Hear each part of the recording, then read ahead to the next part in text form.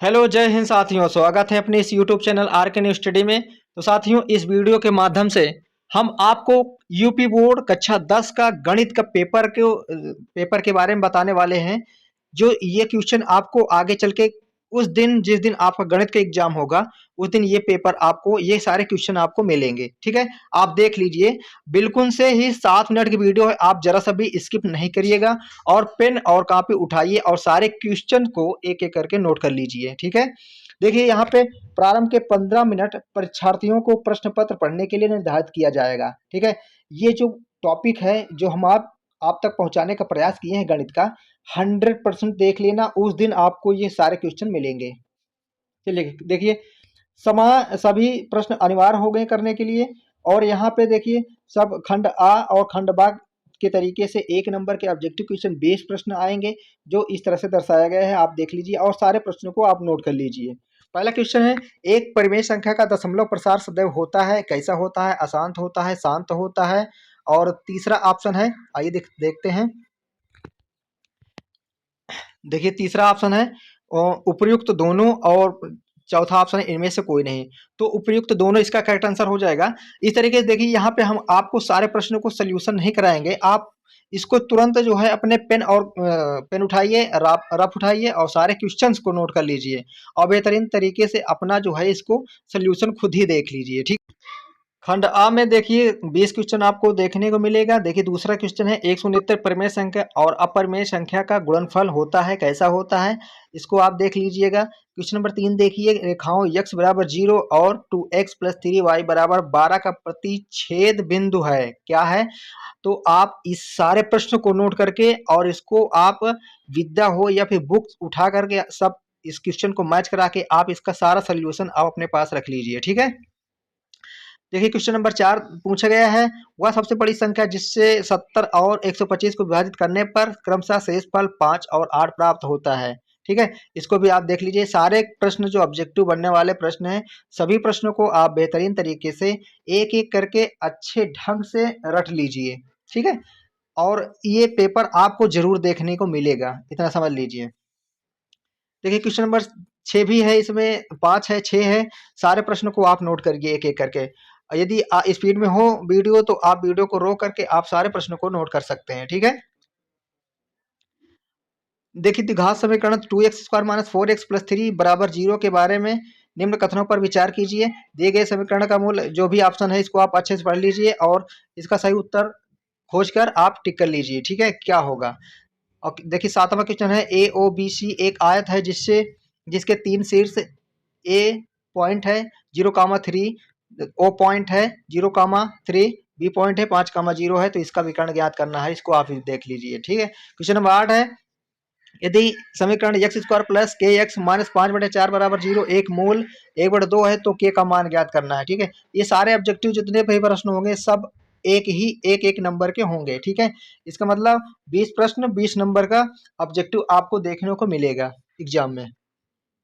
देखिए 10वां क्वेश्चन है, एक समकोण त्रिभुज एबीसी में कोण सी बराबर 90 डिग्री, एसी बराबर 3 सेंटीमीटर और बीसी बराबर 4 सेंटीमीटर, तो बिंदु सी से जाने वाली माध्यिका की माप क्या होगी। ठीक है, क्वेश्चन नंबर 11 देखिए, एक चतुर्भुज के विकर्णों की लंबाई 16 सेंटीमीटर और 12 सेंटीमीटर है।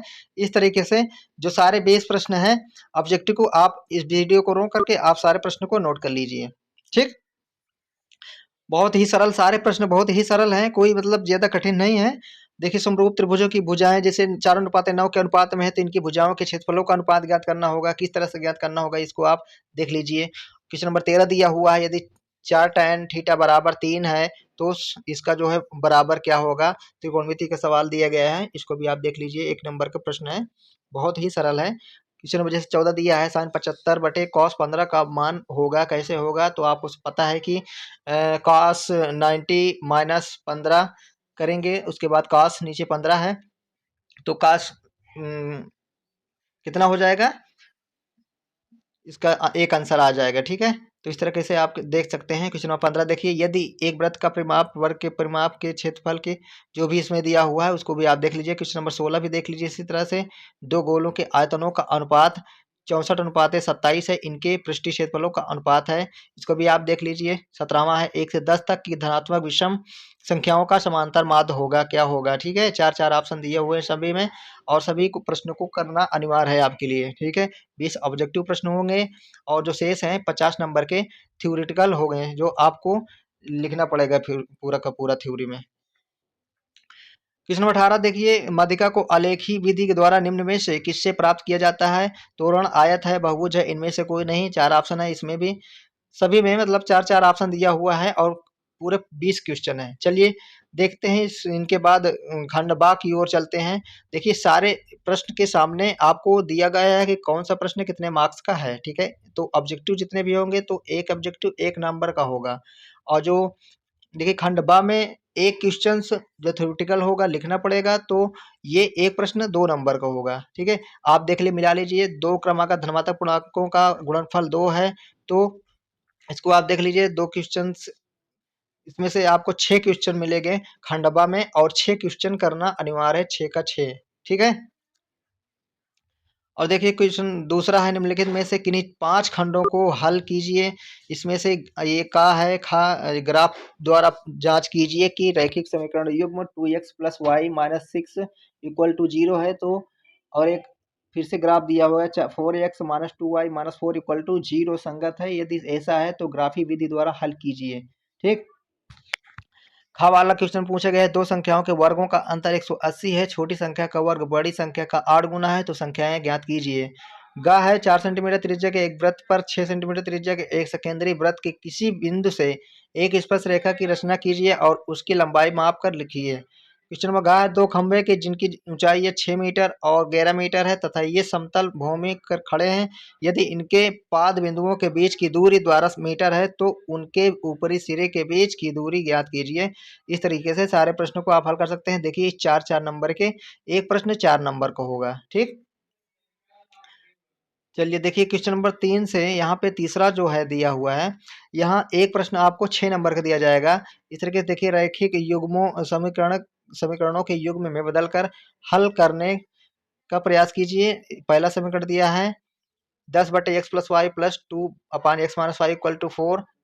फिर नीचे समीकरण दिया है 15/x + y, जो भी है इसको आप देख लीजिए और बेहतरीन तरीके से इतना मतलब इसको रट लीजिए, इतना रट लीजिए कि आपको बिल्कुल से 70 में 70 मार्क्स जरूर मिले। क्वेश्चन नंबर 5 है, देखिए एक बर्तन एक उल्टे शंकु के आकार का है। इसी प्रकार अथवा में आपको सारे प्रश्न दिए हुए हैं, जो आपको ज्ञात हो उसी को आप कर सकते हैं। ठीक है, तो आप इसको जो है बेहतरीन तरीके से इतना पढ़ लीजिए कि आपका एक भी प्रश्न ना छूटे। तो साथियों चलिए ठीक है, फिर से मिलते हैं अगले प्रश्न की ओर। इस तरह हम आप तक मोस्ट इंपॉर्टेंट क्वेश्चन आप तक पहुंचाते रहेंगे।